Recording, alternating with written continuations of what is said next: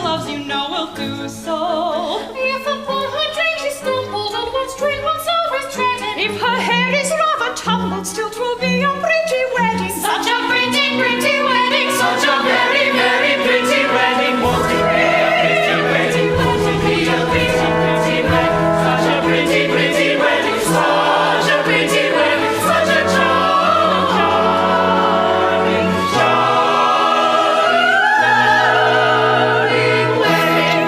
Here they come, a couple riding on life's journey, really certain. Glad and made for reunited till divorce or death they parted. Glad and made for reunited till divorce, divorce or death shall part them.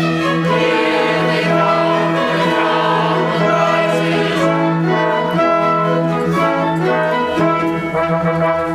couple Pretty Lisa, fair and tasty, tell me now and tell me truly, haven't you been rather hasty? Haven't you been rash, unduly? Am I quite the dashing sposo that your fancy could depict you? Perhaps you think me only so-so. Well, I will not contradict you. No, we will not contradict you. To raise objection, I'm a child untaught and only. When you tell me of affection, tender approval to melancholy, that's in quarrel now and bolder. Though dissensions always grieve you, my love, you're so much older that of course I must believe you. Yes, of course, she must believe you. If he ever acts unkindly, shut your eyes and laugh him lightly. If he always comes, shut your mouth and laugh darkly. Should he wish him rightly, deftly, shut your ears and laugh him deftly. Thus and thus alone, Ludwig's wife may hold her own. Thus and thus alone, Ludwig's wife may hold her own.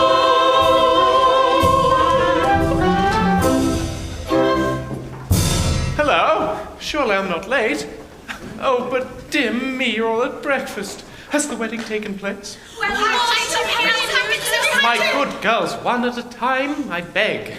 Let me understand the situation. As solicitor to the conspiracy to dethrone the Grand Duke, a conspiracy in which the members of this company are deeply involved, I am invited to the marriage of two of its members. I present myself in due course, and I find not only that the wedding ceremony has taken place, which is not of the least consequence, but the wedding breakfast half eaten, which is a consideration of most serious importance. But the wedding has not taken place. We can't get a parson. Can't get a parson? Why, how's that? They're 3 a penny. Oh, it's that old story. The Grand Duke. It seems the little imp has selected this, our wedding day, for a convocation of all the clergy in the town to finalize the details of his upcoming marriage to the enormously wealthy Baroness von Krakenfeld. And there isn't a parson to be had for love nor money until 6 o'clock this evening. And as we begin to produce our magnificent classical revival of Troilus and Cressida, tonight at 7, we have no alternative but to eat our wedding breakfast before we've earned it. So sit down and make the best of it. Oh, I should like to pull his grand ducal ears for him. He's the meanest, the cruelest, the most spiteful little ape in all Christendom! Aye. Well, we shall soon be freed from his tyranny. Tomorrow the despot is to be dethroned. Hush, hush, girl, know ye not what you say? Don't be absurd. We're all in it. We're all tiled here. That has nothing to do with it. Know ye not that in alluding to our conspiracy, that having first given and received the secret sign, that you are violating a fundamental principle of our association? By the mystic regulation of our dark association, ere you open conversation with another kindred soul, you must eat a sausage roll. You must eat a sausage roll, a sausage roll. If in turn he eats another, that's a sign that he's a brother. Each may fully trust the other. It is quaint and it is droll, but it's bilious on the whole. Very bilious on the whole. It's a greasy kind of pastry, which perhaps a judgment hasty might consider rather tasty. Wants to speak without disguise, it found favor in our eyes. It's found favor in our eyes. But when you've been 6 months feeding, as we have on this succeeding, bilious food is no ill breeding, if at these repulsive pies our offended gorgeous rise.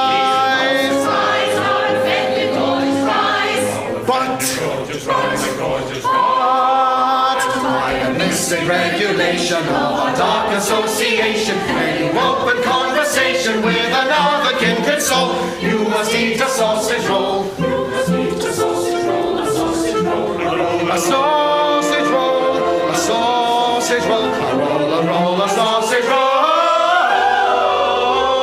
a sausage roll.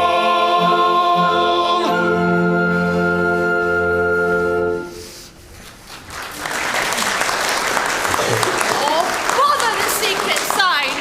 I've given it till I'm quite uncomfortable. And I've eaten 6 sausage rolls already this morning. And I can't eat any wedding breakfast. And it's so unwholesome. Why, we should all be as yellow as frogs if it weren't for the makeup. All this is rank treason to the cause. I suffer as much as any of you. I loathe the repulsive things. I can't contemplate them without a shudder. But I am a conscientious conspirator. And if you will not give the secret sign, then... oh, I will. Oh, Martha, he's always at it, and it's a wonder where he puts it. Oh, well now. About Troilus and Cressida, what do you play? If you'll be so obliging as to wait till I've got rid of this feeling of warm oil at the bottom of my throat, I'll tell you all about it. Oh, thank you, my love. It's gone. Well, the piece will be produced upon a scale of unexampled magnificence. It is widely predicted that my appearance as King Agamemnon in a Louis XIV's wig will mark an epoch in the theatrical annals of Pfennig Hard Pfennig. I endeavored to persuade Ernst Dumkopf, our manager, to lend us the real Greek dresses for the occasion. Think of the effect of a real Athenian wedding procession cavorting through the streets of Spetesal. Torches burning, cymbals crashing, flutes tooting, sitar twanging, and a throng of 50 lovely Spartan virgins, all capering before us down the high street, singing, Illuia, Illuia, oh Poponax, Illuia. Oh, it would have been tremendous. And he declined? He did, on the prosaic grounds that it might rain, and that the ancient Greeks didn't carry umbrellas. Mark my words, if, as is confidently predicted, Ernst Dumkopf is elected to succeed the dethroned one, he will make a mess of it. Come, my darling.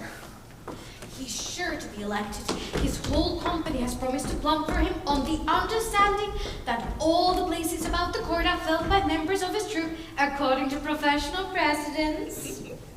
Oh, and here comes Ernst Dumkopf now. We shall all know about it. Oh, it's a certainty, a practical certainty. 2 of the candidates have been arrested for debt, and the third is a baby in arms. So, if you keep your promises, vote solid, I'm cocksure of election. Oh, trust to us, but you remember the conditions. Yes, All of you shall be provided for life. Every man shall be ennobled, every lady shall have unlimited credit at the court milliners, and all salaries shall be paid weekly, in advance. Oh, it's quite clear he knows how to run a grand duchy. Run a grand duchy? My good girl, for these 10 years past, I've run a theatrical company. A man who can do that can rule anything.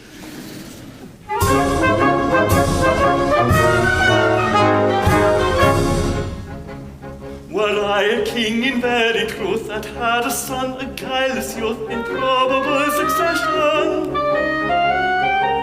to teach him patience, teach him tact, how promptly in a fix to act, he should adopt in point of fact a manager's profession.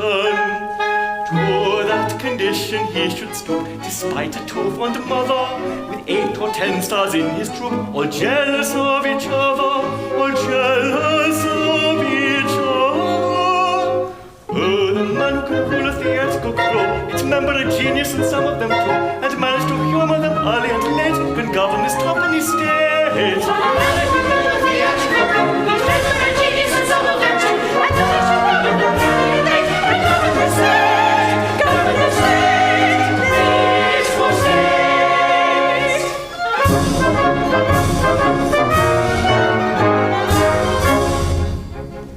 Both A and B rehearse the sleight. They say they'll be all right at night. They both to go to school yet. C in each act must change her dress. D will attempt to square the press. E won't play Romeo unless his grandmother plays Juliet.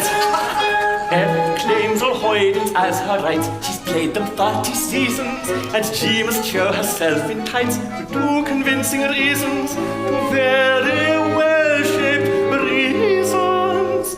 Oh, the man who drive a theatrical team with wheelers and leaders in order supreme can govern a row with a wave of his fin, or Europe with islands running. Oh, the man who can drive a theatrical team with wheelers and leaders in order supreme and govern a row with a wave of his fin, or Europe with islands.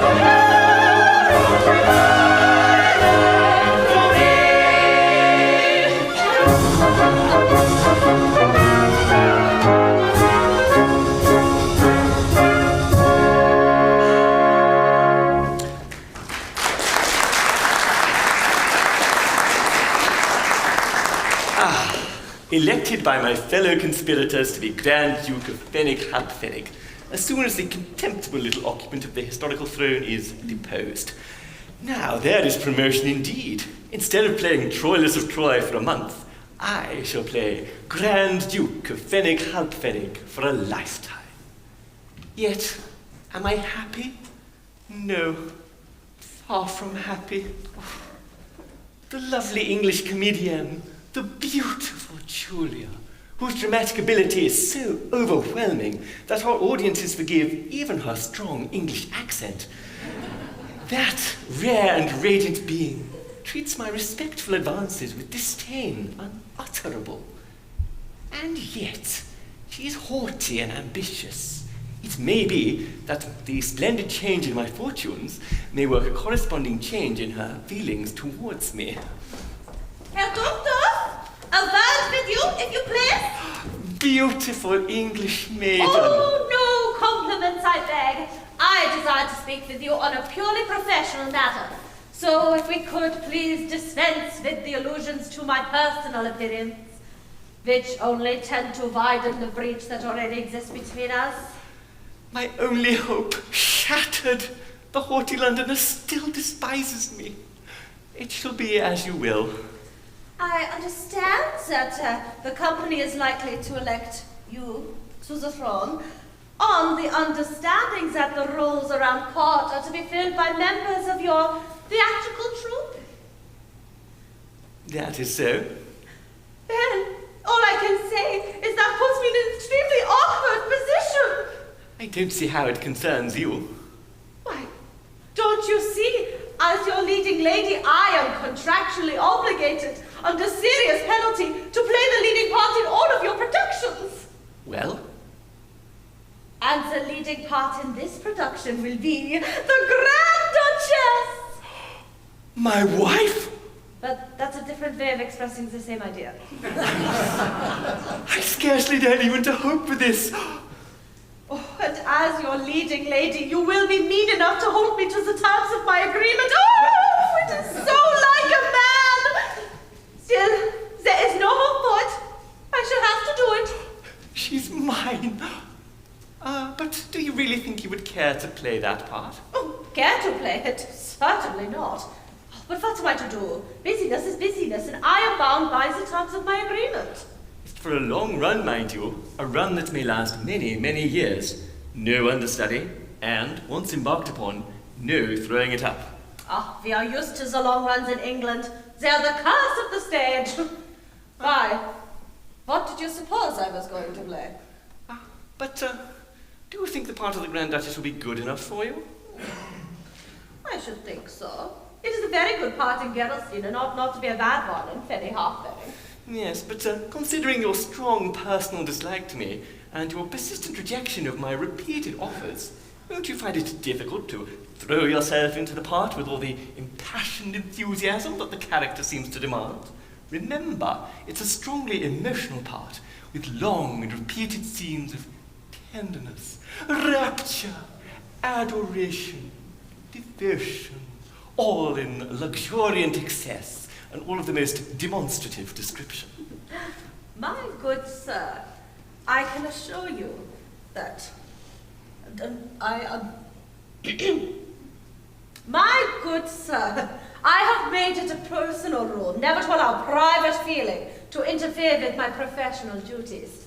You may be quite sure that, however distasteful the part may be, if I were to undertake it, I would consider myself professionally bound to throw myself into it with all the ardor at my command. I'm the happiest fellow alive.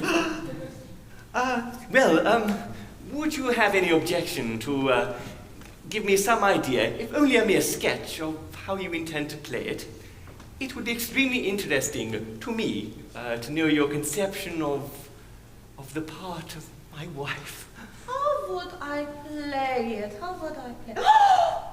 I have it!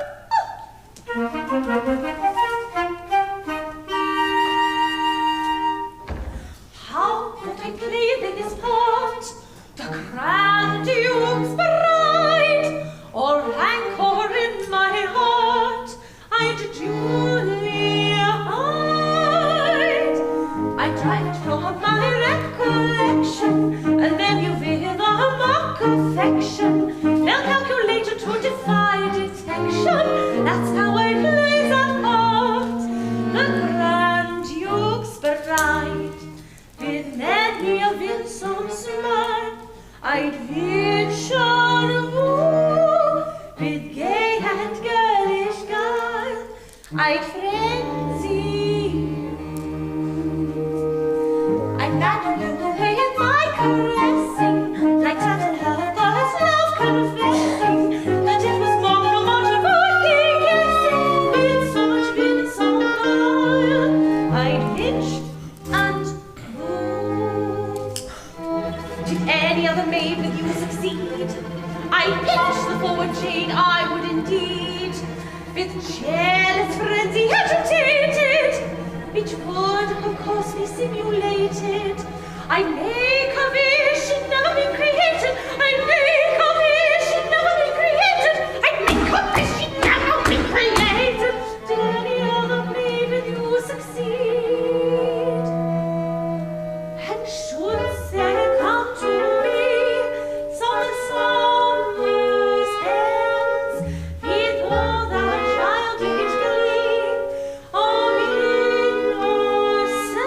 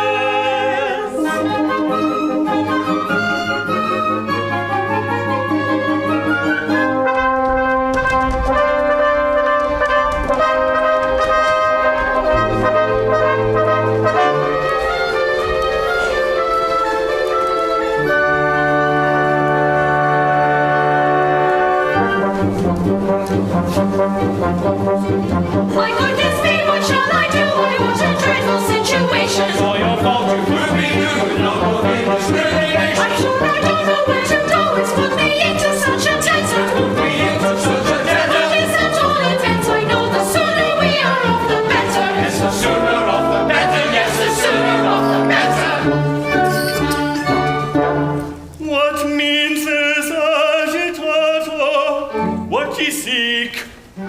As your Grand Duke elect, I bid you speak. 10 minutes since I met a chap who bowed an easy salutation. Thinks I, this gentleman, perhaps belongs to our association. But on the whole uncertain yet, a sausage roll I took and ate. The chap replied, I don't embellish, by eating 3 with obvious relish. Gracious, no charm of ours could eat 3 sausage rolls with relish. No charm of ours could eat 3 sausage rolls with relish. Quite reassured I'd let him know our plot isn't explaining. A stranger chuckled much as though he thought me highly entertaining. I told him all both bad and good. I bade him call, he said he would. I added much, the more I muckled, the more that chummying chummy chuckled. That could see he couldn't be a chum of ours if he chuckled. He couldn't be a chum of ours if he chuckled. Well, as I bowed to his applause, down dropped he with hysteric bellow. And that seems right enough, because I am a devilish funny fellow. Then suddenly, as still he squealed, it flashed on me that I'd revealed our plot with all details effective to Grand Duke Rudolph's own detective. Folly fell to go and tell. What folly fell to go and tell our plot to anyone's detective. What folly fell to go and tell to anyone's detective. Looming, looming, oh you open. Looming, looming, oh you open. Stupid, softly, spiders made us love the work of natural stuff. And at once and off we go. Unless we're anxious to exhibit how anyone's all in a row. Stand up the wall and tell us to give it. And when the words off we go, we know. And when the words off we go, we know.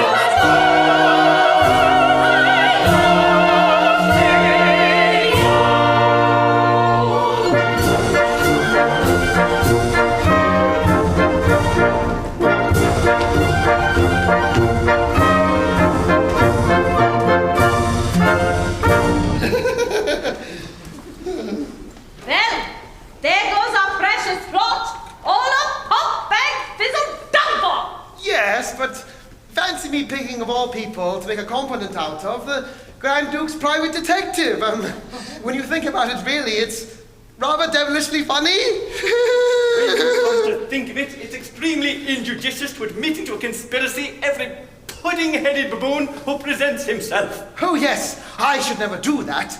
But if I were chairman of this company, I should hesitate to enlist any baboon who couldn't provide satisfactory credentials from his past zoological gardens. Ludwig is far from being a baboon. Poor boy, he could not help but give us away. It is his trusting nature. He's deceived. His trusting nature. Oh, I would like to speak to you in my language for 5 minutes. Only 5 minutes. I know some good, strong English remarks that would shrivel your trusting nature into raisins.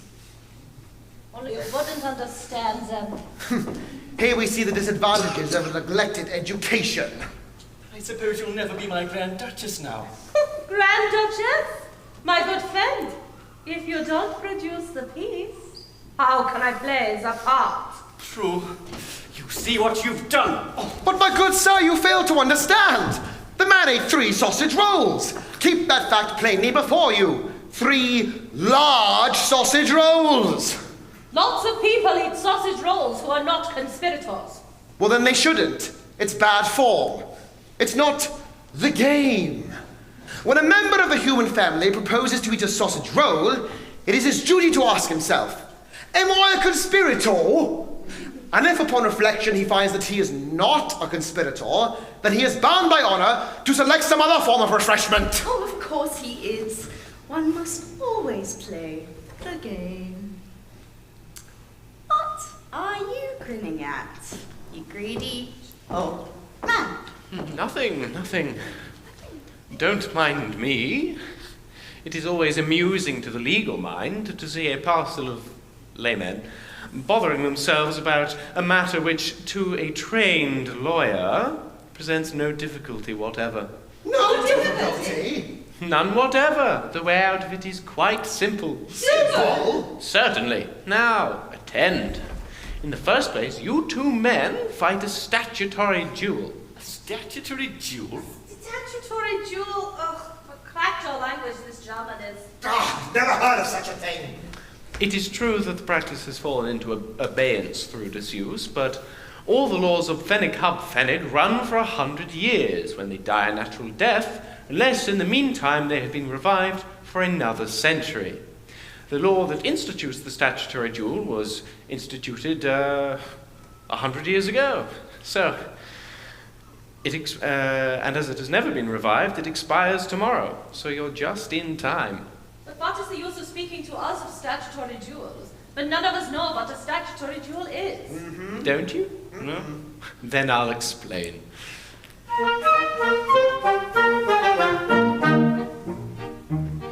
About a century since, the code of the duello, to sudden death for want of breath sent many a strapping fellow. The then presiding prince, who useless bloodshed hated, he passed an act short and compact, which may be briefly stated. Unlike the complicated laws of parliamentary draftsman rules, it may be briefly stated. We know the complicated laws of parliamentary draftsman rules cannot be briefly stated. By this ingenious law, if any two should quarrel, they may not fight with falchions bright, which seem to him immoral, but each a card shall draw, and he who draws the lowest shall, so 'twas said, be henceforth dead, in fact, a legal goest. When exigence of rhyme compels, orthography forgoes her spells, and ghost is written goest. With what an emphasis I dwell upon orthography and spells, that kind of fun's the lowest. By pleasing legal fiction, and friend and foe have wept their war in counterfeit affliction. The winner must adopt the loser's poor relations, discharge his debts, pay all his bets, and take his obligations. The winner must adopt the loser's poor relations, discharge his debts, pay all his bets, discharge his debts, pay all his bets, and take his obligations. In short, to briefly sum the case, the winner takes the loser's place with all its obligations. How neatly lawyers state a case, the winner takes the loser's place with all its obligations. How neatly lawyers state the case, the winner takes the loser's place. How neatly lawyers state the case, the winner takes the loser's place with all its obligations.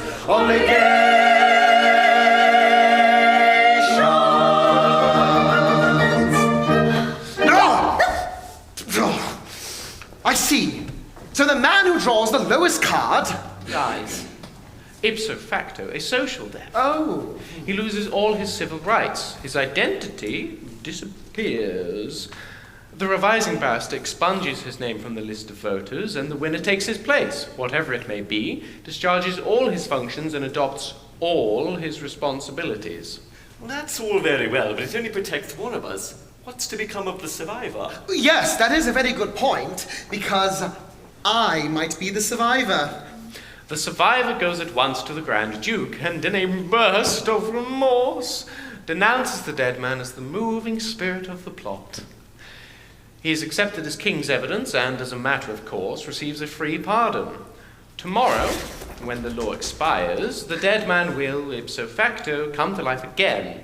The revising barrister will restore his name to the list of voters, and he will resume all his obligations as though nothing unusual had happened. There he will at once be arrested, tried, and executed on the evidence of the informer. Candidly, my friend, I don't think much of your plot.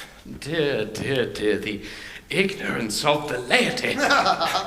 My good young lady, it is a beautiful maxim of our glorious Constitution that a man can only die once. Death expunges crime, and when he comes to life again, it will be with a clean slate. It's really very ingenious. My good sir, we owe you all our lives! Kisses! Certainly not, you're a big girl now. Well, miscreant, are you prepared to face me upon the field of honor? At once. By Jove, what a couple of fire eaters we are. Doesn't know what fear is. Oh, I don't mind this sort of duel. No, it's not like a duel with swords. I hate a duel with swords. It's not the blade I mind. It's the blood. And I hate a duel with pistols. It's not the ball I mind. It's the bang! Altogether, it is a great improvement on the old method of giving satisfaction.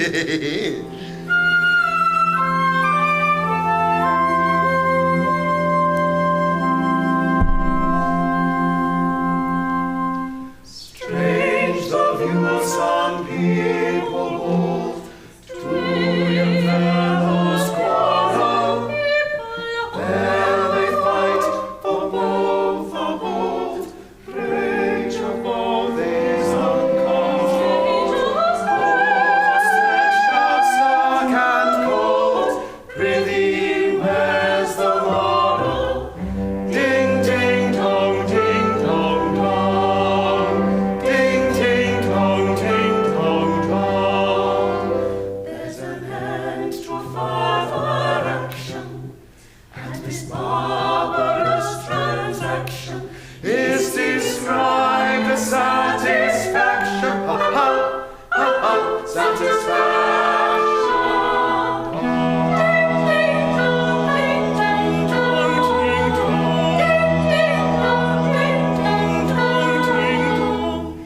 Each is laid in churchyard mold. Strange the view some people hold. Strange the views. Strange the view some people hold. Strange. Oh, strange the views. Better than the method old, which is coarse and cruel, is the plan that we've extolled. Sing thy virtues manifold. Better than refined gold, statutory duel. Sing, sing, song, sing, song, song. Sing, sing, song, sing, song, song. Sword or pistol neither uses, playing cards he lightly chooses, and the loser simply loses. Ha ha, ha ha, simply loses. Sing, sing, song, sing, song, song, sing, song. Sing, sing, song, sing, song, sing, song. If society were bold, who'd suppose the method old? Strange the views, strange the views some people hold. Strange, oh strange the views. Ding dong, ding dong, ding dong, ding dong, ding dong, ding dong, dong,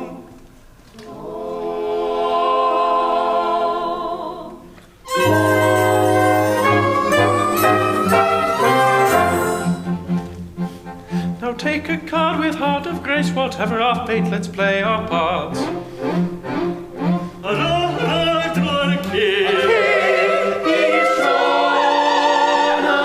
Sing hearts and diamonds, spades and clubs, sing hearts and diamonds, spades and clubs. Strange a thing, I've drawn a king, and next to come his chance and aids. Sing diamonds, hearts and spades and clubs. Diamonds, hearts and clubs and spades. Sing hearts and diamonds, spades and clubs. Sing diamonds, hearts and clubs. Sing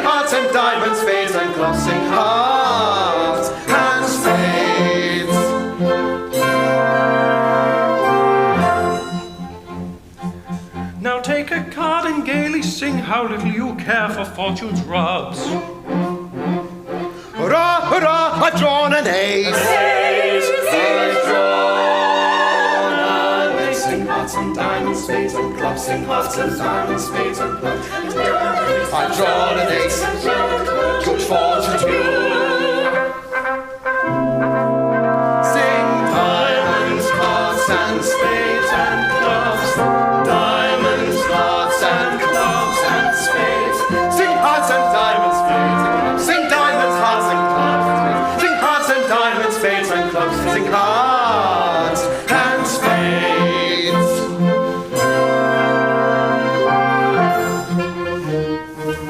That both these maids may keep their troth and never misfortune them befall. I'll hold them as trustee for both. Hold them both, he'll hold them both. Yes, he'll hold them both. Sing hearts, clubs, diamonds, spades and law. Sing hearts, clubs, diamonds, spades and law. I join decree as our trustee. This notary they will now install. In custody let me keep the heart. I join decree as our trustee, as our trustee. This notary we will now install. As our trustee, Sing diamonds, hearts and spades and clubs. Diamonds, hearts and clubs and spades. sing hearts and diamonds, spades and clubs. Sing diamonds, hearts and clubs. Sing hearts and diamonds, spades and love. Sing diamonds, hearts and all. Hearts and all. I told you I'd win! I told you I'd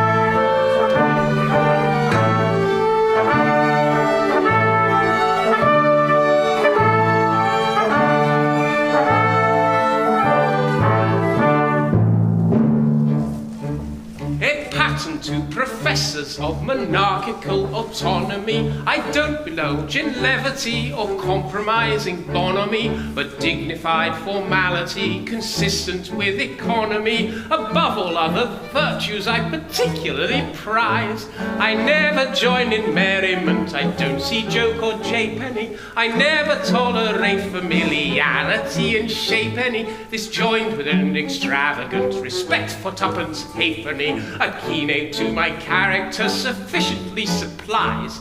Observe my snuff box.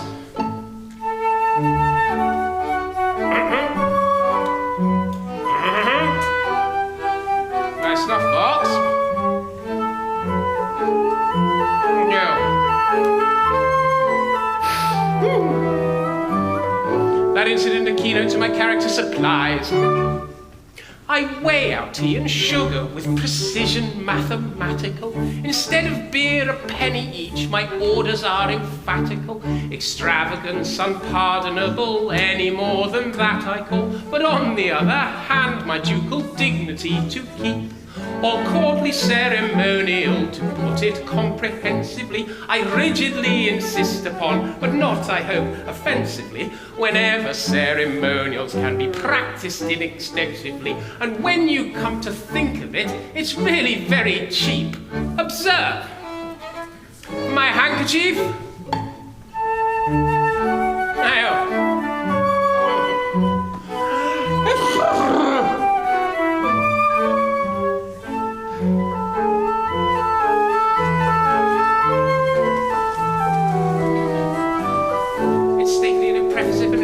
Cheap.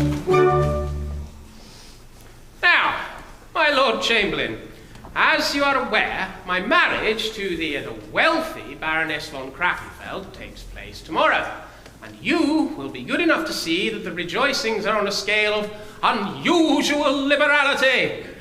Pass that on, please. Unusual liberality. Unusual liberality. Unusual liberality. Unusual liberality. Oh, dear. The sports will begin with a wedding breakfast bee. The leading pastry cooks of the town will be invited to compete, and the winner will not only have the satisfaction of seeing their breakfast devoured by the Grand Ducal pair, but will also be entitled to have the arms of Pfennig a Pfennig tattooed between their shoulder blades. The Vice-Chamberlain will see to this. All the public fountains of species ale will run with ginger beer heim and currant vine milk at the public expense. The Assistant Vice-Chamberlain will see to this. There you go. At night, everybody will illuminate. And as I have no desire to tax the public funds unduly, this will be done at the inhabitants' private expense. The Deputy Assistant Vice-Chamberlain will see to this.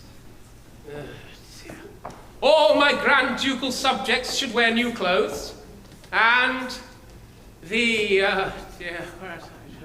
Sub-Deputy Assistant Vice-Chamberlain will collect the usual commission on all sales. Wedding presents, which on this occasion should be on a scale of extraordinary magnificence, can be received at the palace at any hour of the 24. And the temporary Sub-Deputy Assistant Vice-Chamberlain will sit up all night for this purpose. Hey-ho. Yeah.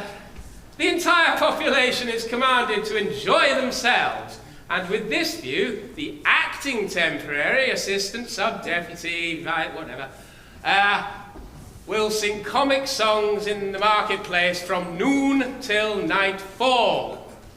Thank you. Finally, we have composed a wedding anthem with which the entire population is required to provide themselves. It can be obtained from our Grand Ducal publishers at the usual discount price, and all of the Chamberlains are required to push the sale. Hey, here. Hey, off you go.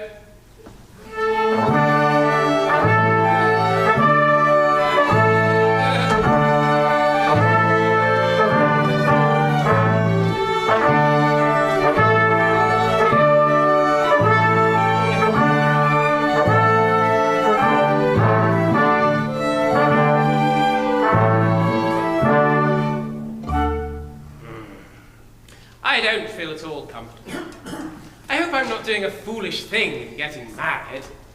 After all, it is a poor heart that never rejoices, and this wedding of mine is the first little treat I've allowed myself since my christening. Besides, Caroline's income is very considerable, and as her ideas of economy are quite on a par with mine, it ought to turn out well. Oh, bless her, tough old heart, she's a mean little darling. Here she is, punctual to her appointment. Oh, Rudolph. matter? Oh, I don't feel quite myself, my pet. I'm a little worried and upset. I want a tonic. It's the low diet, I think. I'm afraid, after all, I shall have to take bull by the horns and have an egg with my breakfast. Oh, I shouldn't do anything rash, dear. Oh, begin with a jujube. Oh, no, thank you. I'll keep it for supper.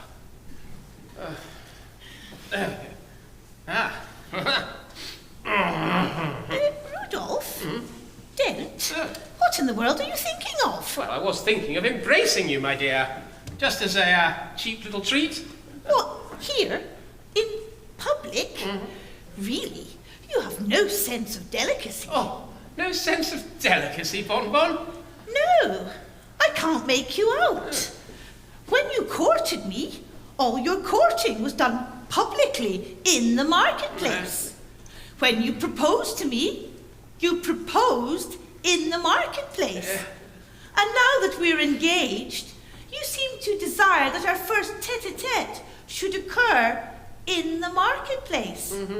Surely you have a room in your palace with blinds. That would do.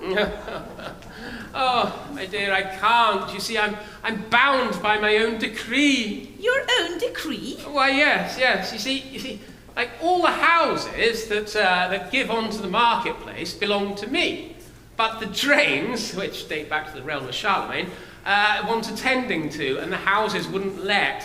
So, with a view to increasing the property prices, I decreed that all love episodes between affectionate couples should take place here in public on this spot every Monday, Wednesday and Friday when the band doesn't play. Bless me, what a happy idea, and so moral too. And have you found it answer? Answer? The rents have gone up 50%. and the sale of opera glasses, which is a Grand Ducal monopoly, have received an extraordinary stimulus. So, under the circumstances, would you permit me to put my arm around your waist, just as a source of income? But it's so very embarrassing. Think of the opera glasses. Oh, my good girl, that's just what I am thinking of. Hang it all, we must give them something for their money. What's that? Oh, it's a letter your detective asked me to give to you. I wrapped it up in yesterday's paper to keep it clean. Oh, it's just his report. It'll keep. But I say, you haven't gone and bought a newspaper, have you? My dear Rudolph, do you think I'm mad? It came wrapped round my breakfast. Oh, I did not think you were the sort of girl to buy a newspaper. As we've got it, we might as well read it. What does it say? Oh, it says, dear me, here's your biography. Our detested despot. Yes, I fancy that does refer to me. It can't be. What can't be, dear? Well, it says here that although you're going to marry me tomorrow, you were betrothed in infancy to the Princess of Monte Carlo. Yes, that's quite right. Didn't I mention it? Mention it? You never said a word about it. Oh, don't worry about it. It's practically off. Practically off? Oh, yes. I mean, by the terms of the contract, the betrothal is void unless the princess marries before she is of age. Now, her father, the prince, is stony broke and hasn't left his house for years for fear of arrest. Now, over and over again, he implored me to come to him to be married, but in vain, and over again, he implored me to send him the money so that he could come to me to be married, but in vain. I am very young, but not as young as that, and as the princess comes of age at 2 tomorrow, why, at 2 tomorrow, I am a free man. So I appointed that hour for our wedding, as I would like to get as much marriage as I can for my money. I see. And if the married state is a happy state, it's a pity to waste any of it. Oh, yes. Every hour we delay, I would lose a lot of you, and you would lose a lot of me. My thoughtful darling. Oh, Rudolph, we ought to be very very happy. Well, if I'm not, it'd be my first ever bad investment. Still, there is such a thing as a slump, even in matrimonials. I often think of us in the long, cold, dark December evenings, sitting close to one another and singing impassioned love duets to keep warm, and thinking about all the lovely things we could afford to buy if we chose, and planning out our lives in a system of rigid and exacting economy. Oh, it is a most beautiful and touching picture of connubial bliss in its highest and most rarefied development. As o'er the penny roll we sing, it is not reprehensive to think what joys our wealth could bring, were we disposed to do the thing upon a scale extensive. There's rich milk turtle thick and clear. Perhaps we'll have it once a year. You are an open-handed dear. Though mind you, it's expensive. No doubt it is expensive. How Fleeting are the glutton's joys, with fish and fowl he lightly toys, and pays for such expensive tricks, sometimes as much as 2 and 6. As 2 and 6? As 2 and 6. Sometimes as much as 2 and 6. It gives him no advantage, mind, for you and he have only died. And you remain when once it's down, a better man by half a crown. By half a crown? By half a crown. Yes, 2 and 6 is half a crown. Then let us be modestly merry, and rejoice with a derry-dam-derry. For to laugh and to sing no extravagant spring is a joy economical very. Then let us be modestly merry, and rejoice with a derry-dam-derry. For to laugh and to sing no extravagant spring is a joy economical very.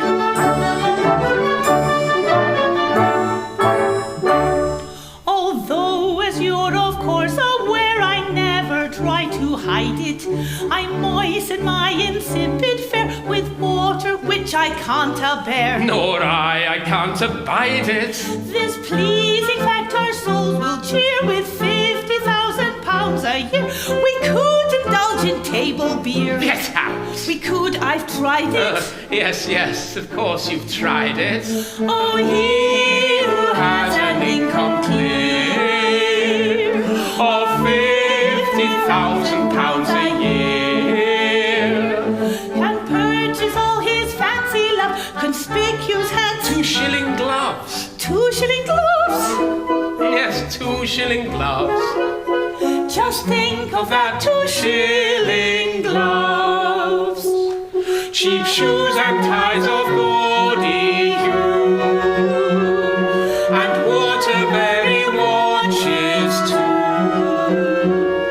And think that he could buy the lot were he a donkey. Which he's not. Oh no, he's not. No, he's not. That kind of donkey he is not. Then let us be modestly merry, and rejoice with a derry-dam-derry. For to laugh and to sing is a rational thing, it's a joy economical very. Then let us be modestly merry, and rejoice with a derry-dam-derry. For to laugh and to sing is a rational thing, it's a joy economical very.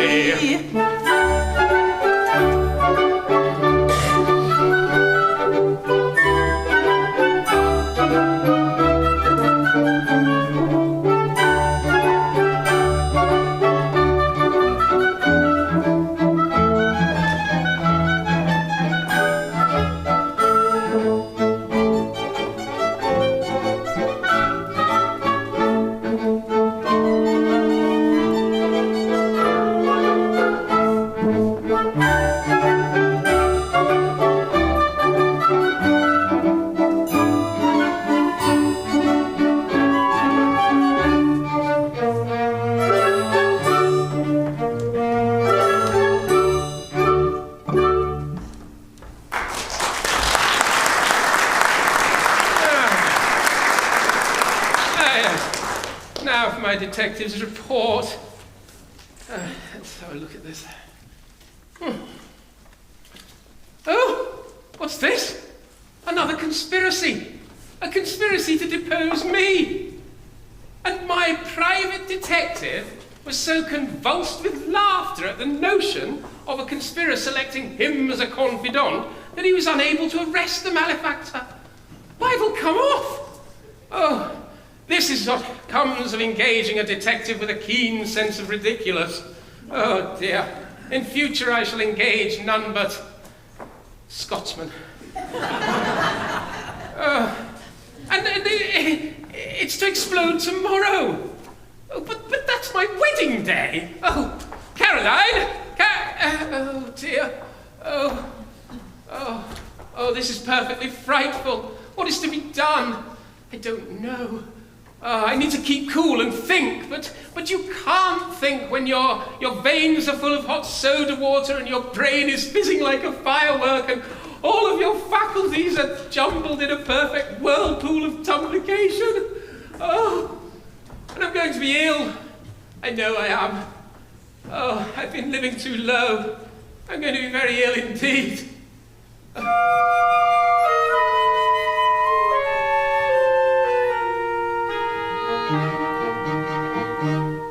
When you find you're a broken down critter who is all of a trimmer and twitter, with your palate unpleasantly bitter, as if you've just bitten a pill, when your legs are as thin as dividers, and you're plagued with unruly insiders, and your spine is all creepy with spiders, and you're highly gamboge in the gill. Oh, creepy.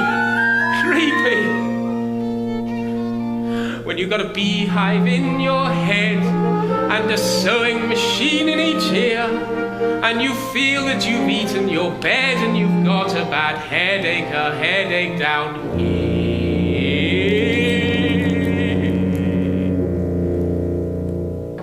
When such facts are about and these symptoms are found in your body or crown, it's a shady lookout. You may make up your mind that you better lie down.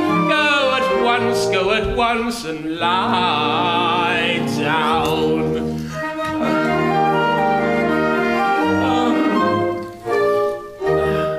When your lips are all smeary like tallow, and your tongue is decidedly yallow, with a pint of warm oil in your swallow, and a pound of tin tacks in your chest, when you're down in the mouth with the vapours, and all over your Morris wallpapers, black beetles are cutting their capers, oh, and crawly things never at rest.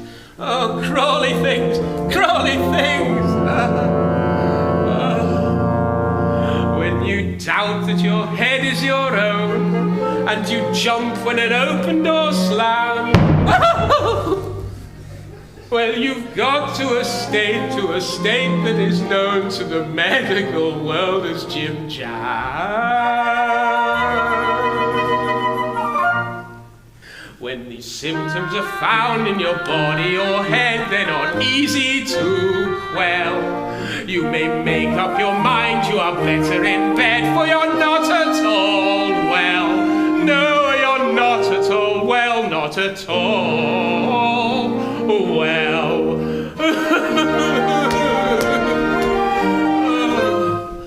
Oh, I'm not very well.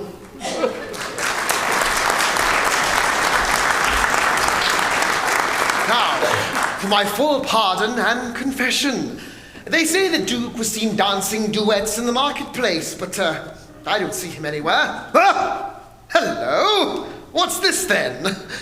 Why, it is the Grand Duke. Who are you, sir, who presume to address me in person?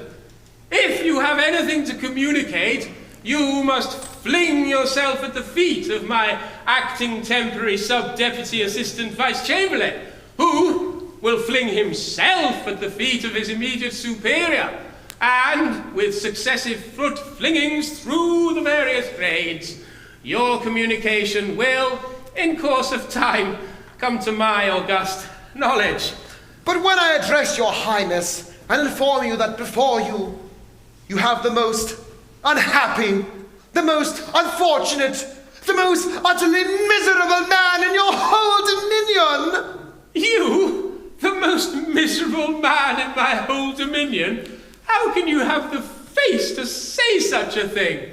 Look at me! Why, just look at me! Well, I wouldn't be a crybaby about it. A crybaby? Wouldn't you be a crybaby if you'd found out you were going to be deposed tomorrow and blown up for all I know? Oh, I do declare, if I could only find some cheap and painless way of putting an end to an existence which has become insupportable, I would unhesitatingly accept it. You would? I see a magnificent way out of this. By Jupiter, I'll try it. Are you by any chance in earnest? In earnest? Look at me! Why, look at me!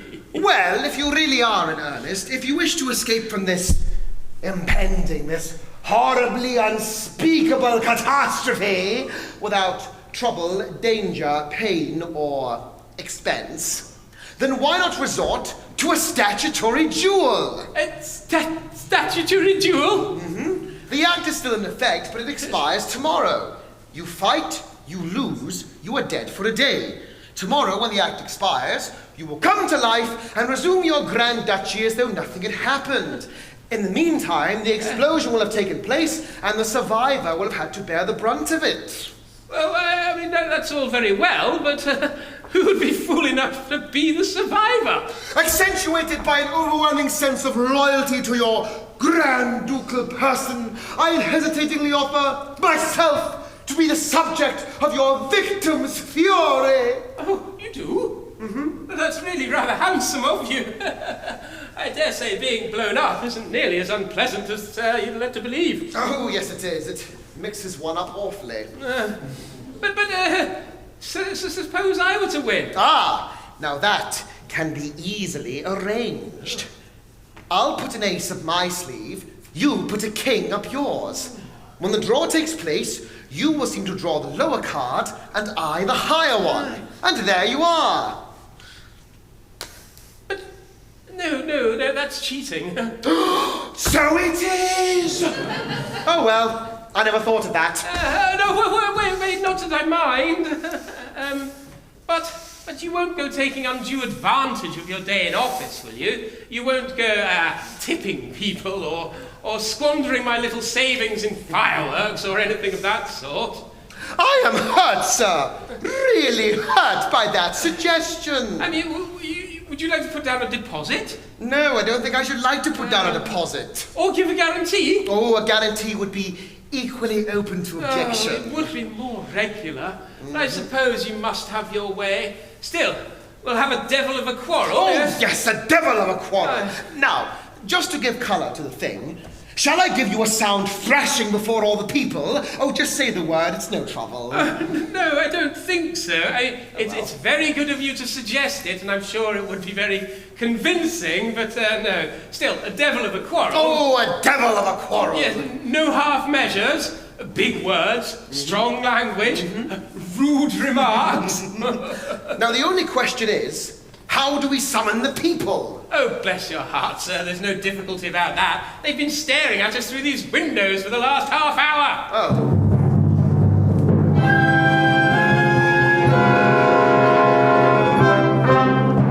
Come hither, all you people, when you hear the fearful news. All the pretty women weep, and men will shiver in their shoes. And they'll all cry, Lord, defend us, when they hear the fact tremendous that to give this man his rule in a statutory duel, this plebeian man of shoddy, this contemptible nobody, your Grand Duke does not refuse.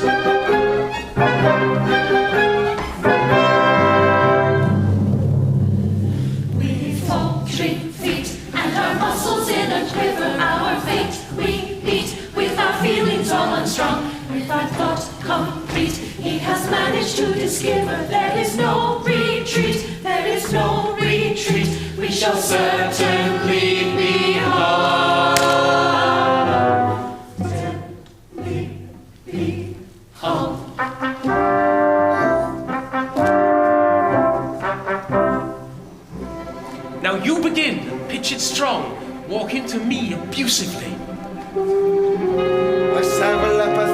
that I've reserved for you exclusively. A choice selection I have here when you are ready to begin. No, you begin. No, you begin. No, you begin. No, you begin. No, you begin. We expected is our little plot detected. Big bombs, small bombs, great guns and little ones. Put him in the pillory, rack him with artillery. Long swords, short swords, tough swords and brittle ones. Fright him into fits, blow him into bits. You must, sir. You loud, sir. Enough, sir. Get out, sir. Ahead, sir. Take that, sir. It's it, sir. Patat, sir. It's it, sir. Patat, sir. It's it, sir. Patat, sir. It's... Naughty heroes thunder, all the world is lost in wonder.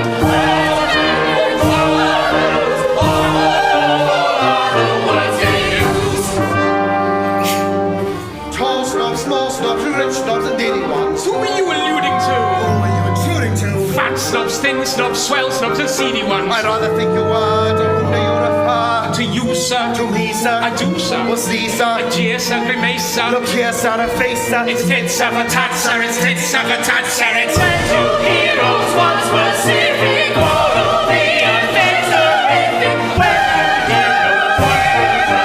world was sleeping, when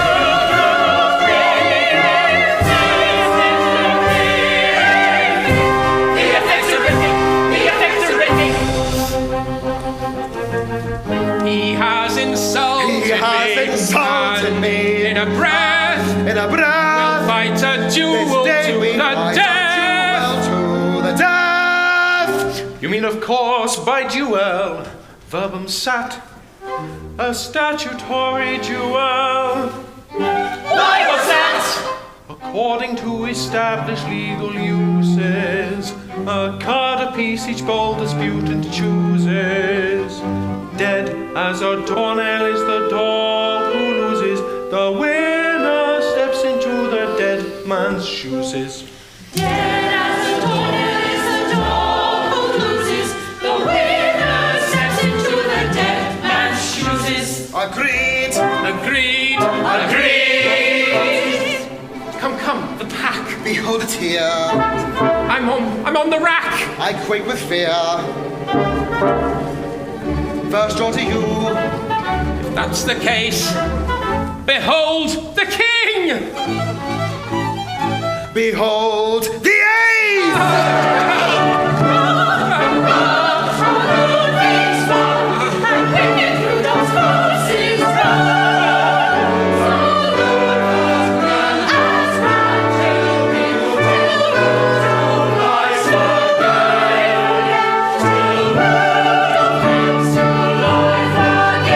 Which will occur tomorrow. Yes, I come to life tomorrow.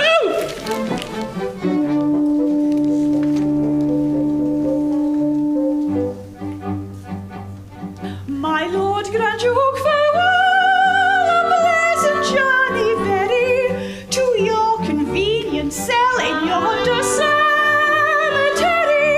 The malcontents abuse you, we're much distressed to lose you. You were when you were living, so liberal, so forgiving, so merciful, so gentle, so highly ornamental. And now that you're departed, you leave us broken-hearted. Yes, truly, truly, truly, truly, truly broken-hearted. Yes, truly, truly, truly broken-hearted. Truly broken-hearted, truly, truly broken hearts. We're truly broken hearts. We're truly broken hearted. Rapscallions! In penitential fires, you'll rue the ribaldry from which you fall. Tomorrow afternoon the law expires, and then look out for squalls!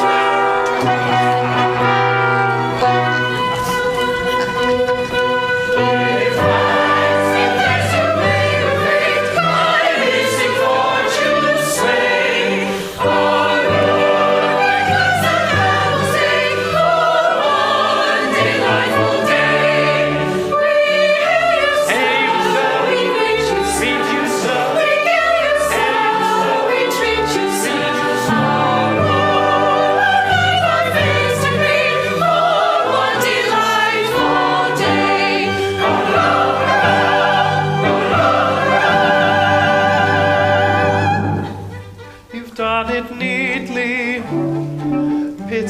but your powers are limited to 24 hours. No matter, though the time will quickly run, in hours 24 much may be done.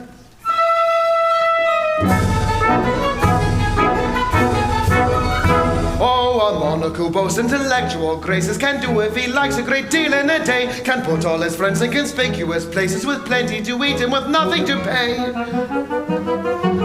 You'll tell me no doubt of unpleasant grimaces tomorrow, deprived of your ribbons and laces. You'll get your dismissal with very long faces. But wait on that subject, I've something to say. I've something to say. I've something to say. Something to say. Oh, Arusha, be merry. I'm not anesthetic, and while the sun shines, we will get to behave by a pushing young monarch of turn energetic. A very great deal may be done in a day.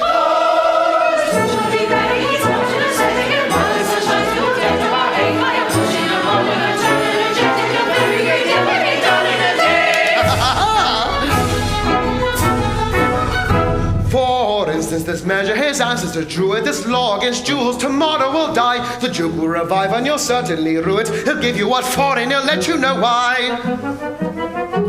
But in 24 hours there's time to renew it. With a century's life I've a right to imbue it. It's easy to do and by jingo I'll do it. 'Tis done till I perish, your monarch am I. Your monarch am I. Your monarch am I. Monarch is he. Do not claim to be very prophetic. I fancy I know what you're going to say. By a pushing young monarch of turn energetic, a very great deal may be done in a day. Oh, it's simply uncanny. His powers prophetic is perfectly right. We're going to say by a pushing young monarch of turn energetic, a very great deal may be done in a day. This very afternoon at 2 about, the court appointments will be given out to each and all, for that was the condition, according to professional position. Hurrah, hurrah! What's the matter? According to professional position. According to professional position. Then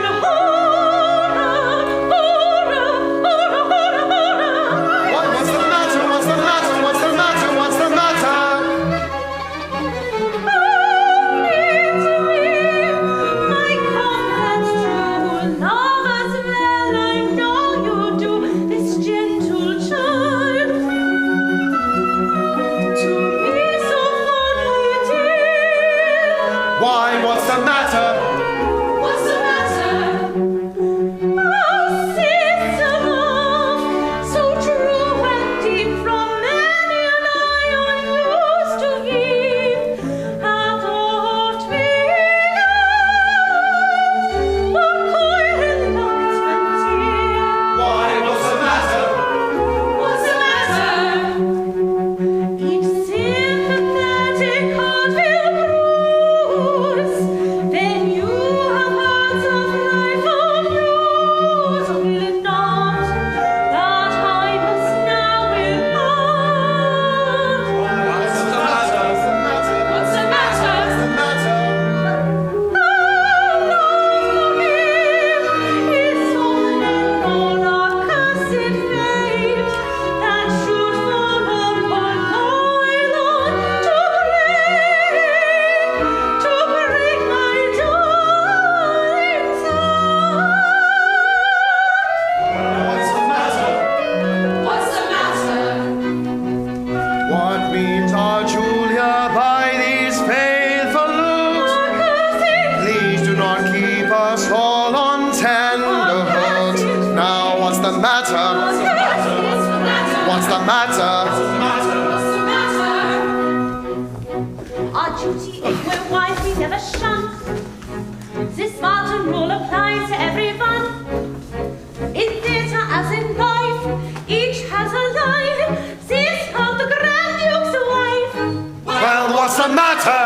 Oh, agony is mine. Oh, that's the matter, is it? A maxim new I do not start. The canons of dramatic art decree that this repulsive part, the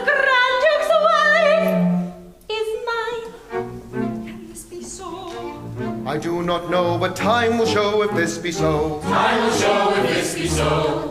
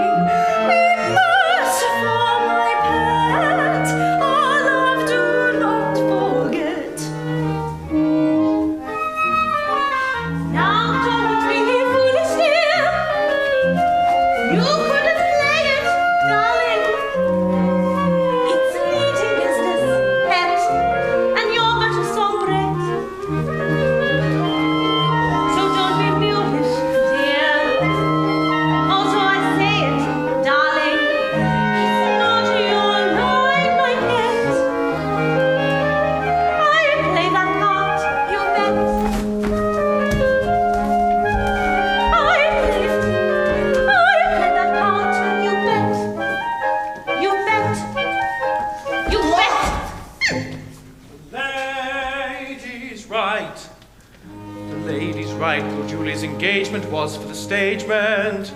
It certainly frees Ludwig from his connubial promise. The marriage contracts, or whatever you call them, are very solemn.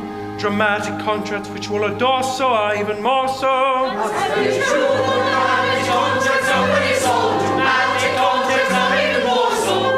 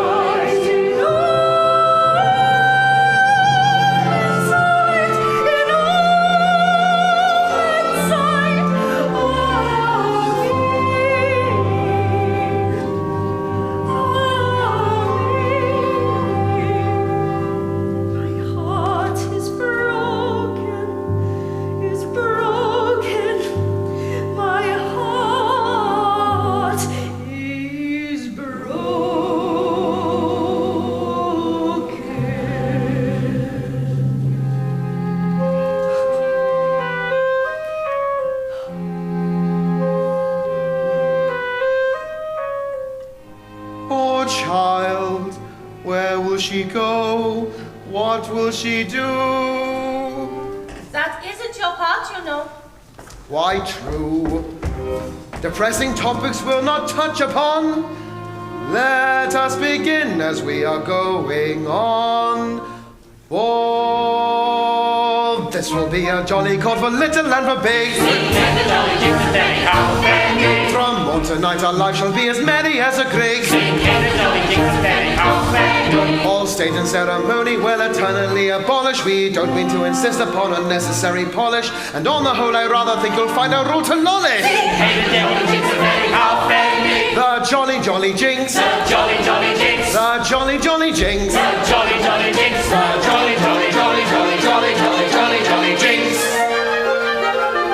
For this will be a jolly court for little and for big. Sing hey the jolly jinx of Fanny how Fanny. Oh, more tonight our life shall be as merry as a Greek. Sing hey the jolly jinx of Fanny how Fanny. But stay on a court without a courtly coaches. We shall require some quarter time and out of moment's notice. In clothes of common sort, your coaches must not grovel. Your new noblesse deserves a dress original and novel. Now let us guess what kind of dress would be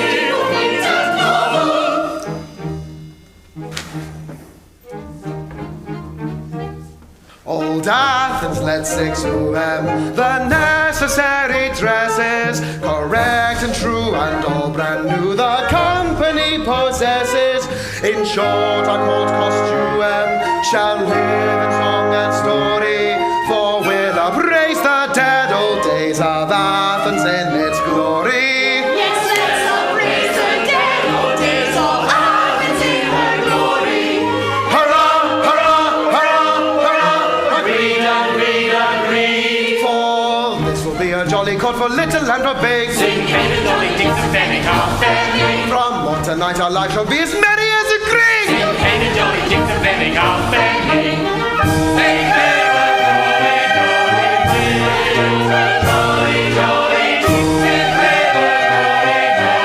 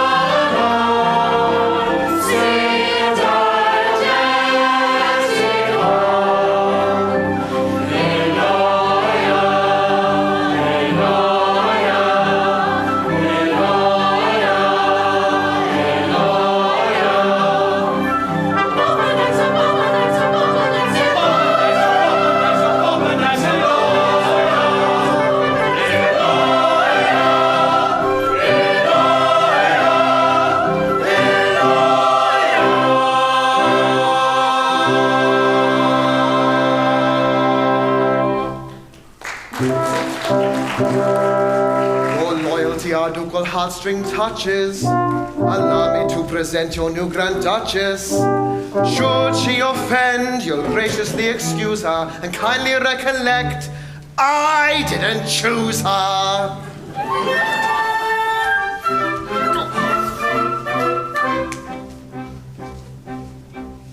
At the outset I may mention it's my sovereign intention to revive the classic memories of Athens at its best. For the company possesses all the necessary dresses, and a course of quiet cramming will supply us with the rest. We've a choir epogrammatic, that is ballet operatic, who respond to the curute of that calculated age, and our clever chorus master, all but captures critters caster, would accept as the choregus of the early Attic stage.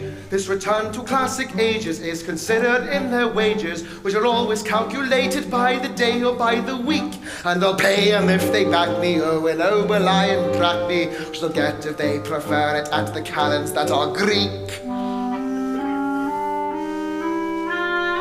At this juncture I may mention that this erudition sham is but classical pretension, the result of steady cram, paraphrastic method spanning to this audience discerning. I admit the show of learning is the fruit of steady cram. Paraphrastic method spanning to this audience discerning. He admits the show of learning is the fruit of steady cram.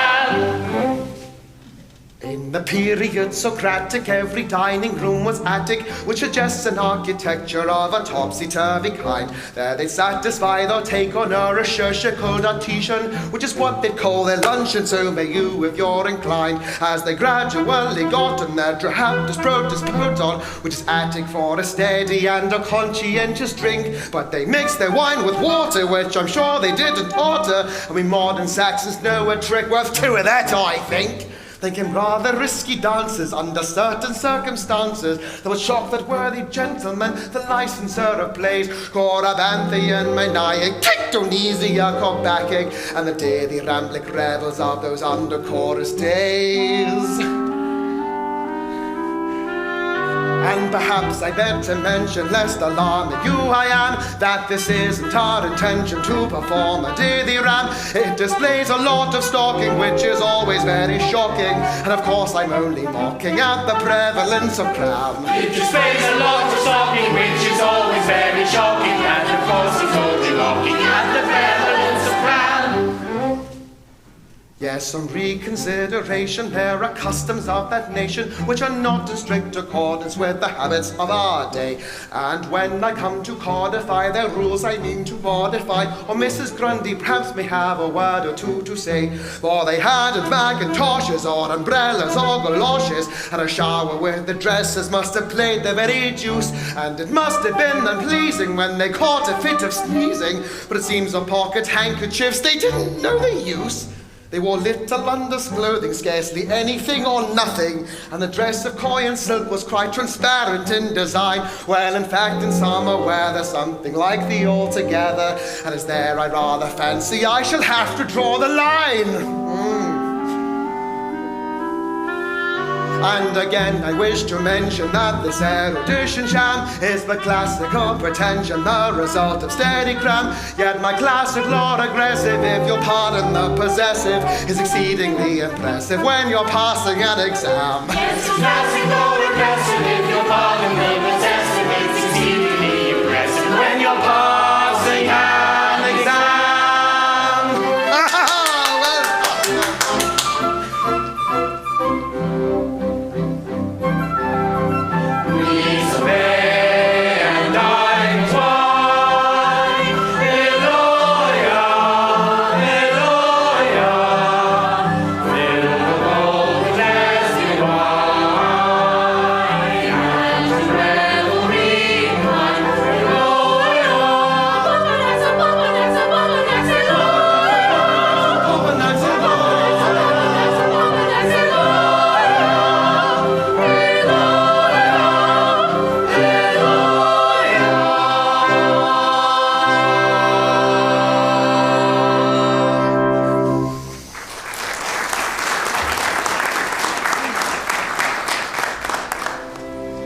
Yes, Ludwig and his Juliet are mated.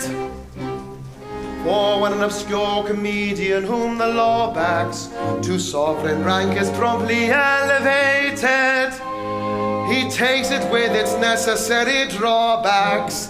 So Julia and I are duly mated.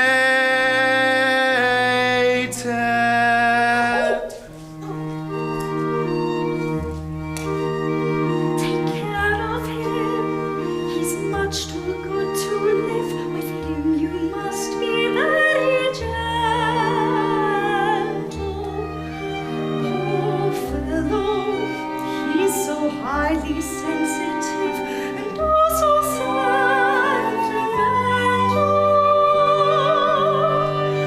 Be sure you never let him sit up late in chilly open air conversing. Poor darling, he's extremely delicate and wants a deal of nursing. I want a deal of nursing. And oh, remember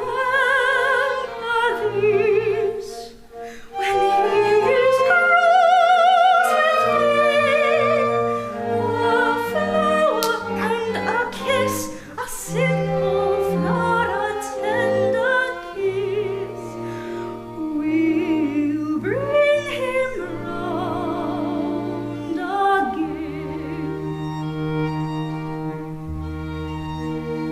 His mood you must assiduously watch when he succumbs to sorrow tragic. Some hard bake or a bit of butterscotch will work on him like magic. To contradict a character so rich in trusting love, a simple blindness. Poor darling, he's one of those exaltations which will only yield to kindness.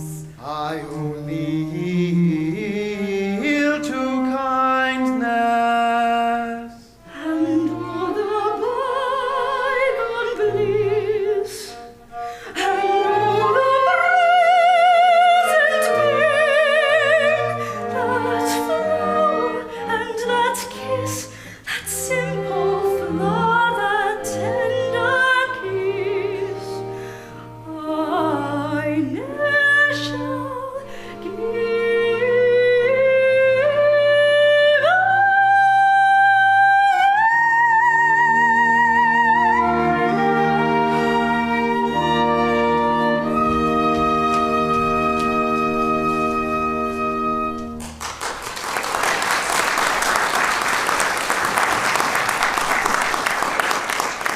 Now that we are alone and we are happily and comfortably married, I wish to have some words with my newborn husband. Yes, I imagine you'll often have words with your newborn husband. Well, what is it? As you and I are to play our parts for life, it is important that we come to a definite understanding of how they ought to be rendered. Now, I have been considering how I can make the most of the Grand Duchess. Have you? Well, if you take my advice, you'll make a fine part of it. Fine, that's quite my idea. Oh, but I wouldn't make her one of your hoity-toity, vixenish viragos. Oh, you think not? No, I'm quite clear on that.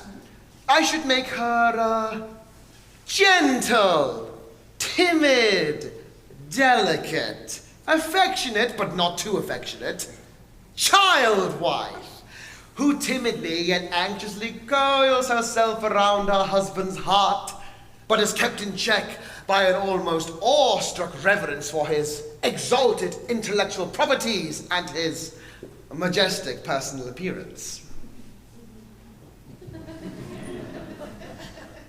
That is your idea of a good part? Yes, a wife who sees her husband's every wish as an inflexible law, but ventures, very rarely, into his august presence, unless, which will happen seldom, he summons her to appear before him, a crushed, despairing Violet, whose miserable and pathetic existence will culminate all too soon in a sad and lonely death scene. Yes, my dear, a fine part indeed. Well, there is a good deal to be said for your view of it, and there are some actresses whom that would fit like a glove. Yes, I wish I'd married one of them. But you see, you must consider my temperament. And my temperament would call for some strong scenes of justifiable jealousy. Oh, you needn't worry about that. You shall have them. Peace, a lovely but detested rival, I'll provide the rival. whom I would stab, stab, stab! Oh, I wouldn't stab. Oh, no, that's been done to death. No, I should treat her with a silent and contemptuous disdain, before delicately retreating from a position which to one of your talents would come all too naturally. Yes, my dear, I can see it now. You timidly and gently retreating up center and off. Can you? Yes, a fine part and in your hands full of quiet pathos. Now, Julia, come consider it from this tender point of view. A timid, tender, feminine gender, prompt to coyly coo. Yet silent seeking, seldom speaking, till she's spoken to. A cozy, posy, rosy, posy, innocent ingenue. The part you're suited to give the deuce a due. A sweet, oh, Jiminy, miminy, piminy, innocent ingenue. I'm much obliged to you, I don't think that would do.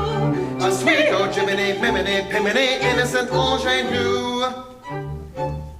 You forget my special magic in a high dramatic sense lies in situations tragic, undeniably intense. As I've justified promotion in some histrionic art, I submit to you my notion of a first-rate art. Well, let us see your notion of a first-rate part. I have a rival. Frenzy filled, I find you both together. My heart stands still, with horror chilled, cold as the millstone never. Then softly, slyly, snaky, snaky, creepy, crawly, quakey, I track her on homeward way, as panther tracks its fatal prey. I fly at her soft white throat, the lily-white laughing even. On her agonized gaze I gloat with the glee of a dancing demon. My rival she, I have no doubt of her, so I hold on until the breath is out of her, till the breath is out of her.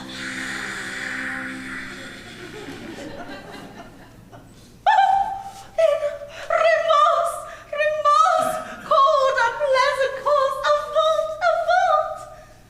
That lifeless form I gaze upon, that face deformed but vainly worn, those eyes of glass I contemplate, and then alas, too late, I find that she is your own.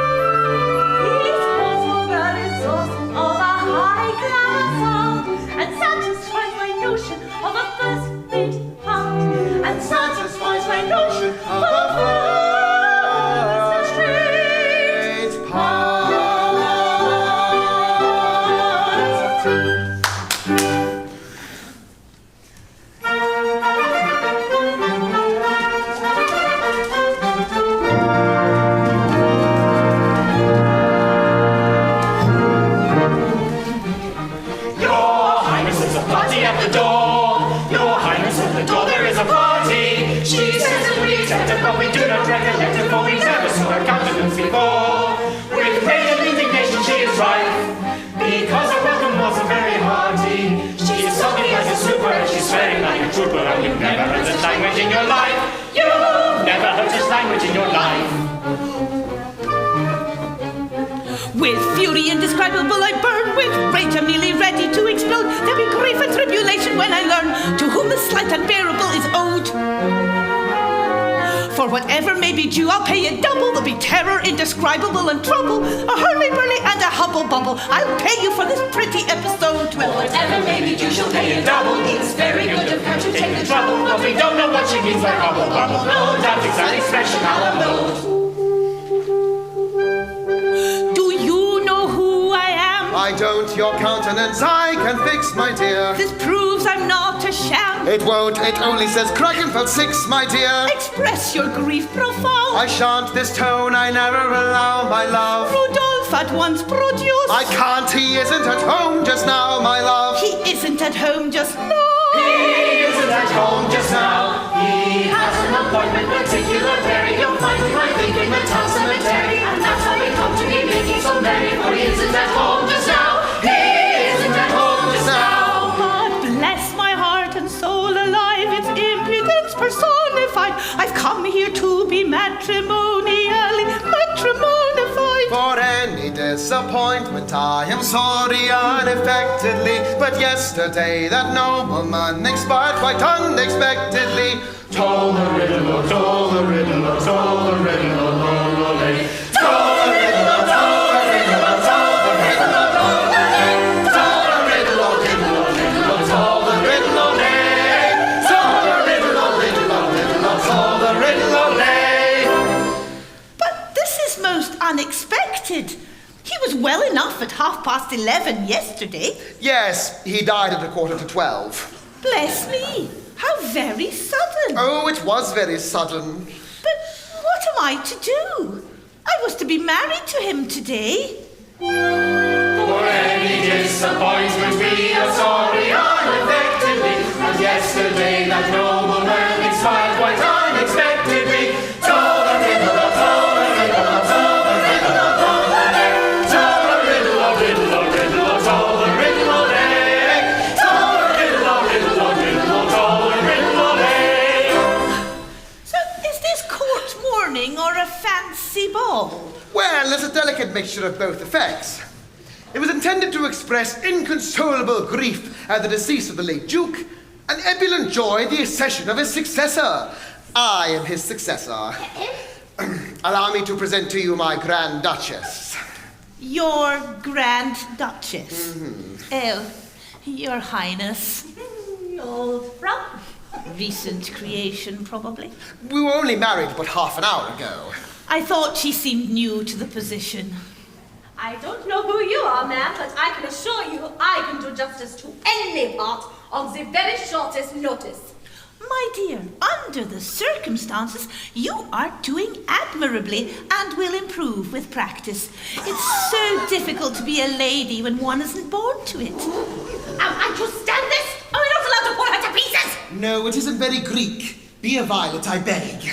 And now, tell me about all the distressing circumstance. How did the Grand Duke die? He perished nobly in a statutory duel. In a statutory duel? But that's only a civil death, and the act expires tonight, and he will come to life again. Well, no. Anxious to inaugurate my reign by conferring some inestimable boon upon my people, I decided to signal this occasion by reviving the law for another 100 years. For another 100 years. Then, set the merry joy bells ringing, let festive epithalamia resound through these ancient halls, cut the satisfying sandwich, broach the exhilarating marsala, and rejoice today as if you've never rejoiced before. I don't think I quite understand. We've already rejoiced a good deal. Happy man. You little wreck of the good things to come your way. When you killed Rudolph, you adopted all his overwhelming responsibilities.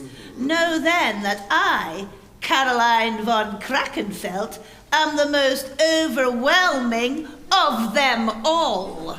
But stop! Stop! I'm already married to someone else. Yes, ma'am, to somebody else, ma'am. Do you not understand? To somebody else. Oh, well, do keep this young woman quiet. She fidgets me. Fidgets you. Be a Violet, a crushed, despairing Violet. Do you suppose I intend to give up my magnificent part without a struggle? My good girl, she has the law on her side. Let us accept this calamity with resignation. And if you must struggle, then go away and struggle in the seclusion of your chamber. Then away to the wedding we go, so let's summon the charioteers. No kind of reluctance we go to embark on our married careers. Though Julia's emotions may flow in the flood of impetuous tears, to the wedding we'll eagerly go, so summon the charioteers. To the wedding we'll eagerly go, so summon the charioteers.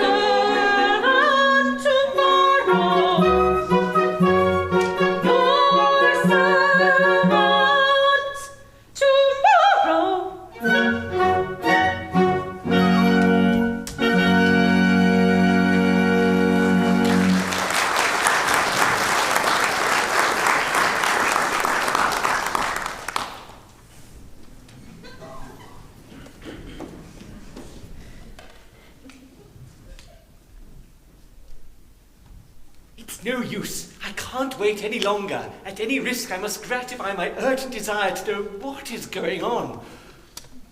Why, what's that? Surely I see a wedding procession winding down the hill. Dressed in my Troilus and Cressida costumes. That's Ludwig's doing. I see how it is. He has found the time hang heavy on his hands. He's amusing himself by getting married to Lisa. Oh, but it can't be to Lisa, for here she is. I really cannot stand seeing my Ludwig get married to 2 other people in one day. Lisa, come here. Don't be a little... Don't be a little fool, I want you. Oh, what's the matter with the little donkey? Anyone would think she'd seen a ghost. Oh. But if he's not marrying Lisa, whom is he marrying? Oh, Julia! Oh, no. I see it all, the scoundrel. He had to adopt all my responsibilities, and he's shabbily taken advantage of the situation to marry the girl that I'm engaged to. Oh, oh, but it can't be. Oh, here she is. Ah. Oh, I have made up my mind. I won't stand it a moment longer. I will hand in my notice at once. Julia! Oh, what a relief. Then you haven't married Ludwig. You're still true to me. No, don't run away. Listen to me. Are you all crazy? Oh, what do you want with me, Spectre? Ain't his voice hollow? Oh, ain't his eyes spherical? Oh. What are you doing out of your tomb at this time of day? Apparition! I do wish I could make you girls understand that I'm only technically dead, and that, physically, I'm as much alive as ever I was in my life. Oh, it is an awful thing to be haunted by a technical bogey. Well, you won't be haunted much longer. The law must be on its last legs. In a few hours, I shall come to life again, resume all my social and civil functions, and claim my darling as my blushing bride. Oh, then you haven't heard? My love, I've heard nothing. How could I? There are no daily papers where I come from. Well, Ludwig challenged Rudolph and won. Now he is Grand Duke and he has revised the law for another century. What? But you're only joking. You're not serious. I am a light-hearted girl, but I do not chase bogies. Well, that's the meanest dodge I ever heard of. Shabby trick, I call it. But you don't mean to say you're going to cry off? Oh, well, I can't really afford to wait until your time is up. You know I have always set my face against long engagements. Then defy the law and marry me now. We'll fly to your native country, and I'll play broken English in London as you play broken German here. No. These legal technicalities cannot be defied. Situated as you are, you have no power to make me your wife. At best, you could only make me your widow. Then be my widow, my little, winning, winsome, dainty widow. And what would be the good of that? By you goose. I would be married again within the month. If the light of love's lingering ember has faded in gloom, you cannot neglect or remember a voice from the tomb. That stern supernatural diction should act as a solemn restriction, although by a mere legal fiction, a voice from the tomb. A voice from the tomb. I own that utterance chills me, it fills my room. With awful emotion it thrills me, that voice from the tomb. O spectre, want anything, lady, who might to deny me or give me. In this case I cannot obey thee, the voice from the tomb. The voice from the tomb. The voice from the tomb. So spectre of calling I think one day, perhaps you'll be calling, then passing this way. With thought of scorning and loyal of none, I bid you good morning, I bid you good day. Good morning, good morning, good morning, good day. Oh, so spectre of calling I bid you good day. I offer in calling, your words I obey. Your fate is appalling and full of dismay. To pay for this scorning I give if I want. morning. I'll haunt you each morning, each night, and each day. I'll haunt your morning, night, and day. To pay this morning and give you warning. I'll haunt you each morning, each night, and each day. Each morning, each morning, each morning.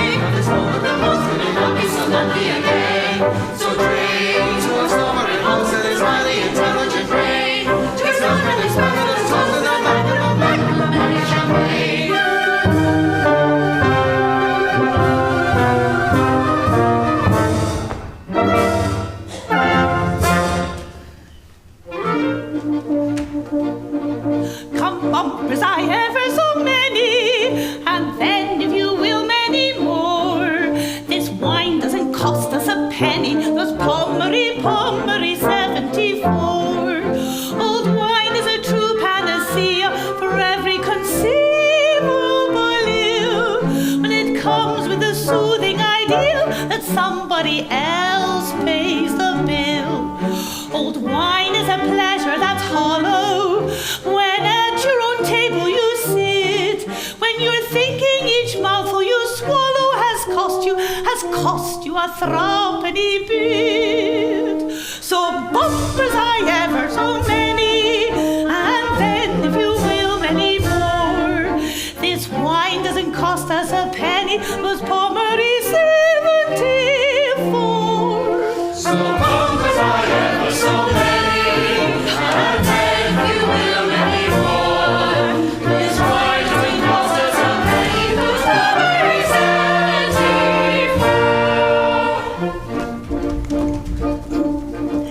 I once gave an evening party, a sandwich and cut orange bowl, but my guests such an appetite hearty, I couldn't enjoy it at all. I made a heroic endeavor to look unconcerned, but in vain, and I vowed that I never would ask anybody again. But there's a distinction decided when at your own table they sit, when the wine that you're drinking provided at somebody else's expense. So bumpers I ever so many, the cost we may safely ignore. This wine doesn't cost us a penny, was Pommery 74. So bumpers I ever so many, the cost we may safely ignore. This wine doesn't cost us a penny, was Pommery 74.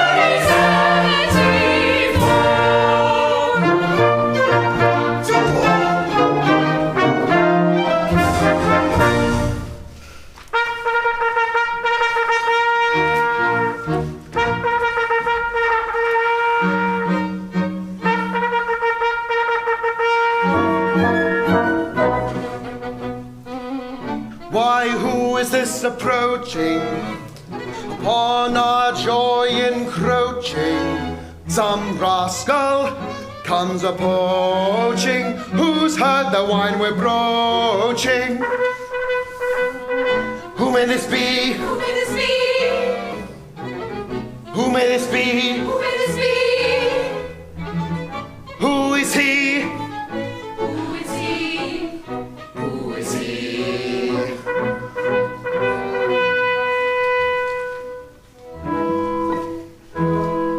The Prince of Monte Carlo, from Mediterranean water, has come here to bestow on you his beautiful daughter. They paid back all they owe, as every statesman oughta. That Prince of Monte Carlo and his beautiful daughter. The Prince of Monte Carlo, from Mediterranean water has come here to bestow on you his beautiful daughter. They paid off all they owe. As every statesman oughter, Prince of Monte Carlo. Beautiful daughter.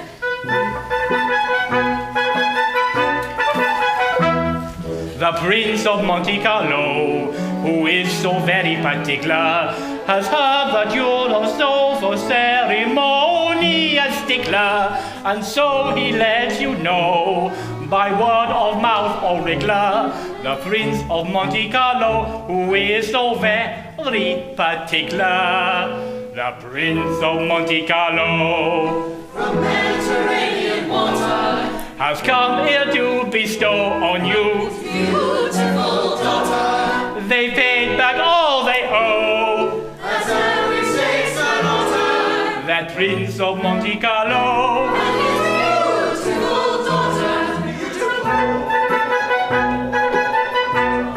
The Prince of Monte Carlo, he lets you know he's here to bestow his beautiful daughter.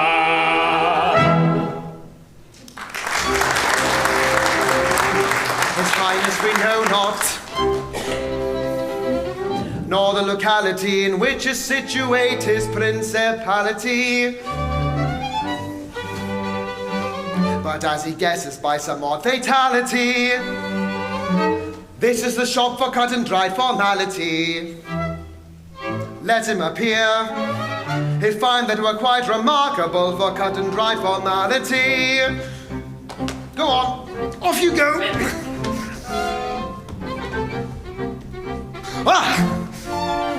I have a plan. I'll tell you all about it. He wants formality. He shall have a lot of it.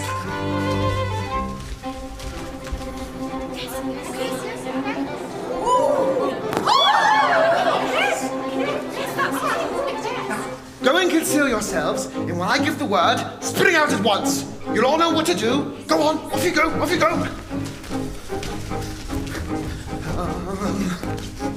Aha!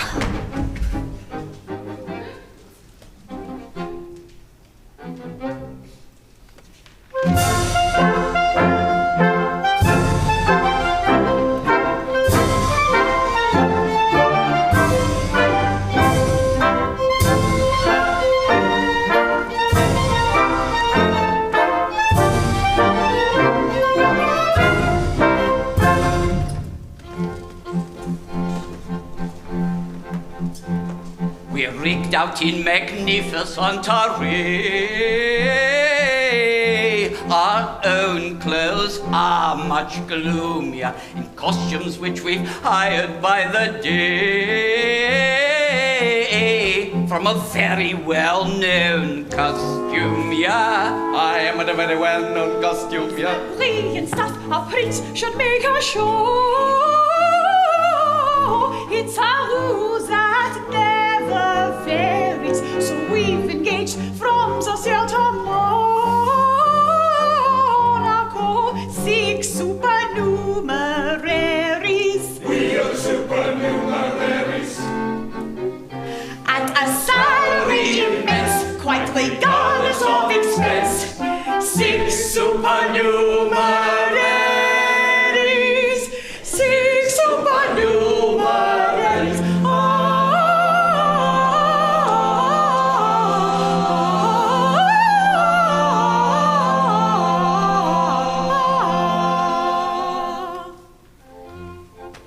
They do not speak, for they break our grammar's laws, and their language is lamentable, and they never take off their gloves because their nails are not presentable. Our nails are not presentable. Account for these shortcomings manifest. We explain in whisper bated the wealthy members of the brewing interest to the peerage elevated. To the peerage elevated. They are very, very rich and are accordingly as such to the peerage elevated.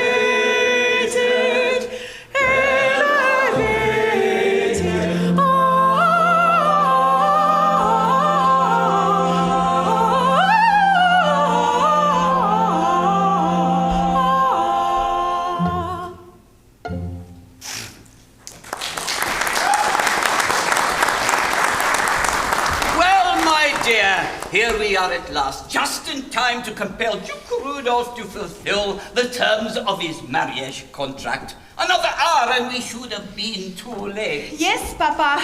And if you hadn't fortunately found a means of making an income by honest industry, we should never have got here at all. Very true. Confined for the last 2 years within the precincts of my palace by an obdurate bootmaker who held a warrant for my arrest, I devoted my enforced leisure to a study of the doctrine of chances, mainly with the view of ascertaining whether there was the remotest chance of my ever going out for a walk again. And this led to the discovery of a singularly fascinating little round game, which I have called Roulette, and by which in one sitting I won no less than 5,000 francs. My first act was to pay my bookmaker, my second to engage a good, useful working set of second-hand nobles, and my third to hurry you off to Fennig as fast as a Turanda looks could carry us. Yes, and a pretty job lot of second-hand nobles you've scraped together. Pretty, you think? Oh, I don't know. They're not wholly satisfactory. There's a certain air of unreality about them. They are not convincing. But, my good friend, what do you expect on 18 pence per day? Now, take this peer, for instance. What the deuce do you call him? Oh, him?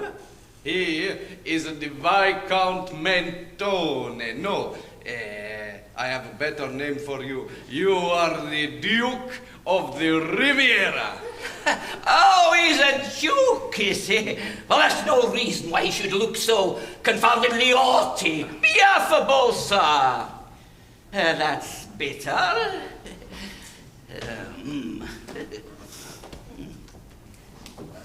Now, who is this with his moustache coming off?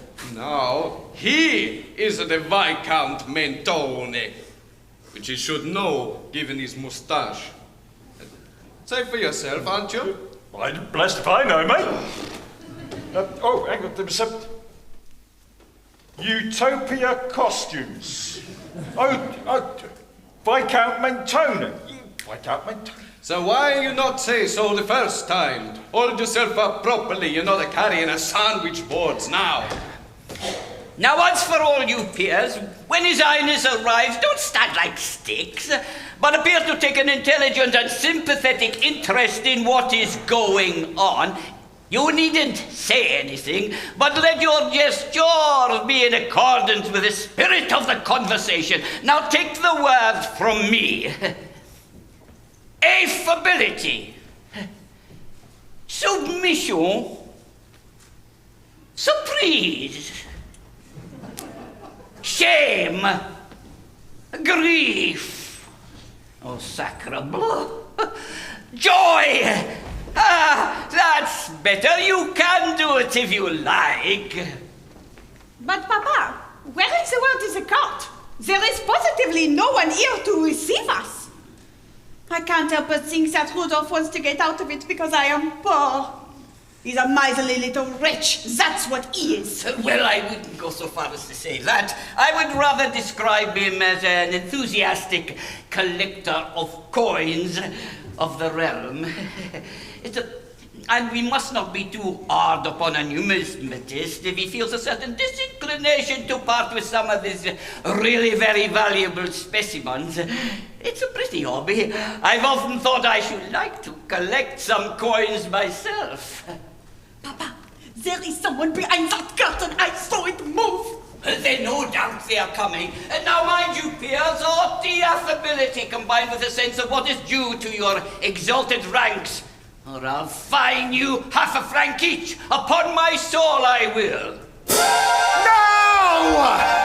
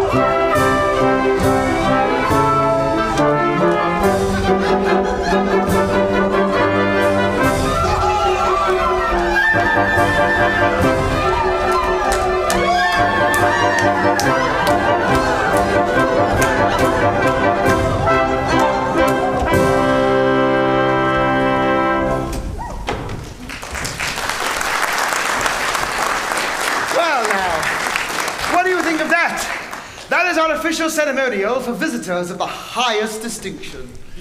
It's very quaint, very curious indeed. Prettily footed too, prettily footed. Now, would you like to see how we say goodbye to visitors of the highest distinction? That ceremony is also performed with the foot. Really, this tone? Perhaps you haven't completely grasped the situation. Not altogether, no. Then I'll give you a lead-over. I am the father of the Princes of Monte Carlo.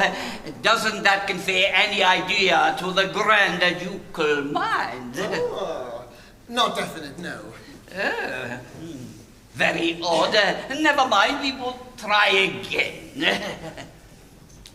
This is the daughter of the Prince of Monte Carlo. Do you take? No, not yet. Oh, don't give up. I dare say we'll come presently. Very odd. Never mind. Try again.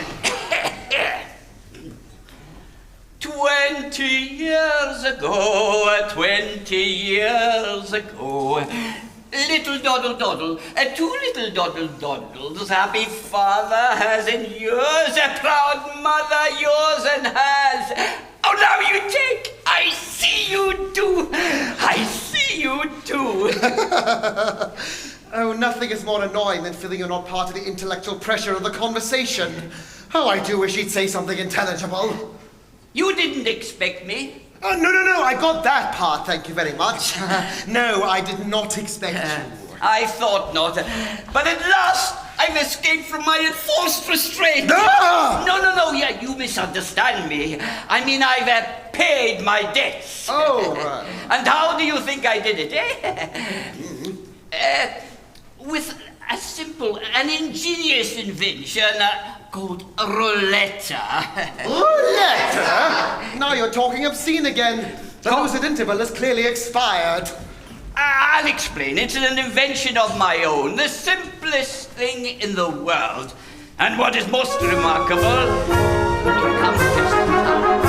take my advice when deep in debt, set up a bank and play roulette. At once distrust you surely lull, and rook the pigeon and the gull. The bird will stake his every franc in wild attempt to break the bank. But you must stake your life and limb, the bank will end by breaking him. Alles on course, gasset fietta, volue dorver de charetta. Allah, Allah, Allah, Allah, Allah. My fat for the jour, alle la classe, le temps se passe, le bac se casse. Ready for plou. Ladies have not a paramanca. Allah, Allah, vive la banca. For every time the board will spin, the bank is bound to win. For every time the board will spin, the bank is bound to win. A cosmic game is this roulette. The little balls a true coquette, a maiden coy whom numbers whom 6 and 30 suit to suit. Of all complexions to good luck, for some are red and some are black, and some must be extremely green, for half of them are not 19. Alles on course, gasset fietta, volue dorver de charetta. Allah, Allah, Allah, Allah, Allah. Med fat bonjour, Alan la fool, Saros a roll, let up the goal. Reneva blue. Les sans accouche impara passe, très bien ut dans la classe. The moral safe when you begin, the bank is bound to win. The moral safe when you begin, the bank is bound to win. The little balls of flirting bread, she flirts with black, she flirts with red. From this to that she hops about, then back to this as if in doubt. To call her thoughtless, well and kind, the child is making up her mind. Follow the world like all the rest, which pretendant will pay the best. Alles en course, gas en fietta, follow door, waarom de charretta. Allah, Allah, Allah, Allah, Allah. Les fêtes, bonjour, qui passe des filles, autant te dit, gagne aujourd'hui. Rien ne va plus. Shalalala, la double zero, we're petty to my noble hero. Where'er at last the ball pops in, the bank is bound to win. Where'er at last the ball pops in, the bank is bound to win.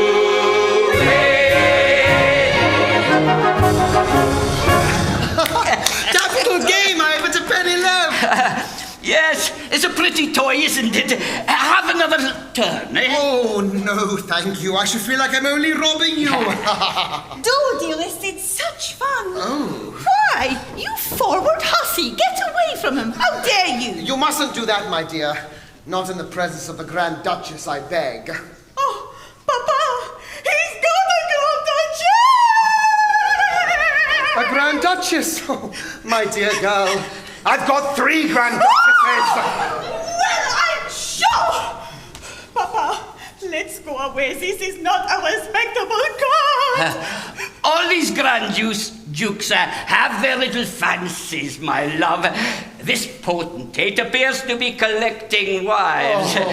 It's a pretty hobby. I should like to collect a few myself. Oh. Ooh la la! This is a charming specimen. An antique, I should say, of the early Merovingian period, I should think, if I'm not mistaken. Oh, and here's another one. Ooh, a Scotch lady. Oh, hi. Oh, and a little one thrown in. 2 half-quarterings and a make-weight. Have you such a thing as a catalogue of the museum? But I cannot permit Rudolph to keep a museum. Rudolph? Get along with you. I'm not Rudolph. Rudolph died yesterday. What? Yes, of a cardiac affection. Of a cardiac affection? Oh, yes, of a pack of cardiac affection! He'd found me in a statutory duel and lost, and so I inherited all of his responsibilities, including this imperfectly preserved old lady whom he has been engaged to for the past 3 weeks. 3 weeks? Mm-hmm. I have been engaged to him for the last 20 years. 20 years? It's all right, my love. They can't get over that. He's yours. Take him and hold him as tight as you can. My own? Oh, and here's another one. The 4th in 4 in 20 hours. Would anyone else like to marry me then? You, madam, or perhaps you even, or perhaps you, madam? I'm getting rather used to it.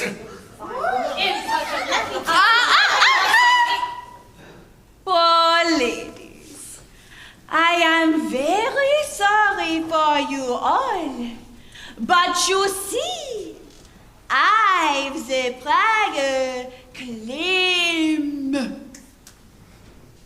Come, away we go. There's not a moment to be lost.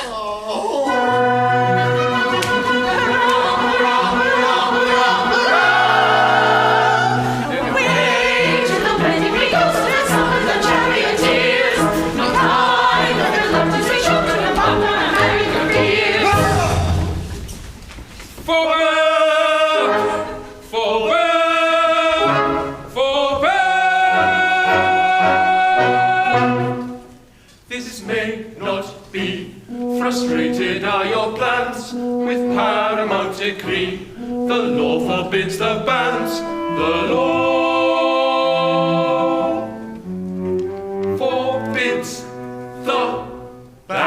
Loophole beats the pants.